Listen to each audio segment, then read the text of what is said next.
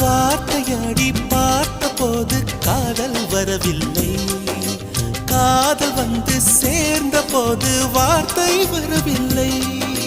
நான்கு கண்கள் பேசும் போது தாய்மொழிக்கிடமில்லை, மௌன பாடும் பாடல் போலே மனதுக்கு சுகமில்லை.